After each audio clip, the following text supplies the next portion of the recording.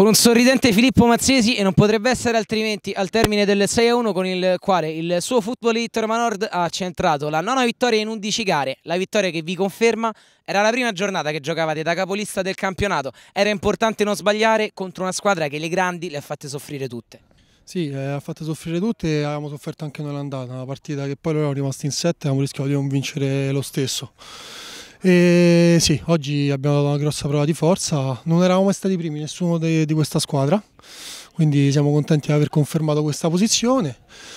Oggi il primo tempo è stata una partita equilibrata più o meno, poi il secondo tempo sono usciti un po' più valori che abbiamo, anche la condizione atletica secondo me, e loro si sono sbilanciati un po' e noi abbiamo dei giocatori davanti che saltano sempre l'uomo uno contro uno e poi siamo tanti e tutti forti. Quindi.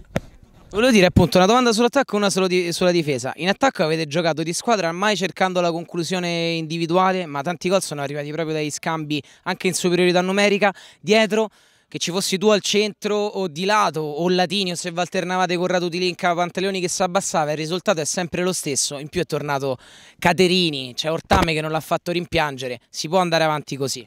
Sì, come no, si può andare avanti così, spero, oltre che a tornare Caterini, siamo tornati anche, adesso tornerà Martino la prossima, sono tornato io da un'altra giornata, così che abbiamo pure più cambi e più variazioni. Pantaleoni può giocare sempre alto, che come oggi può fare la differenza, ha fatto una partita impressionante, pure Paolo dietro quando c'è si fa sentire come, siamo diventati quadrati, più quadrati tutte le partite, è difficile farci gol.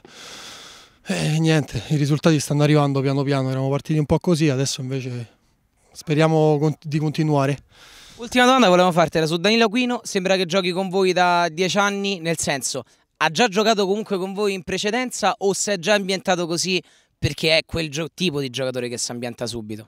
Quando uno è bravo si vede subito, questa è la risposta che ti posso dare, non è che ci siamo allenati insieme, è bravo e quindi i valori escono fuori, si trova bene, è intelligente, gioca per la squadra.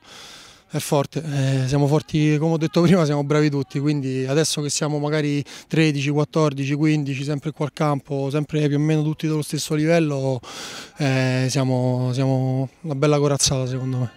Grazie e complimenti a Filippo Mazzesi.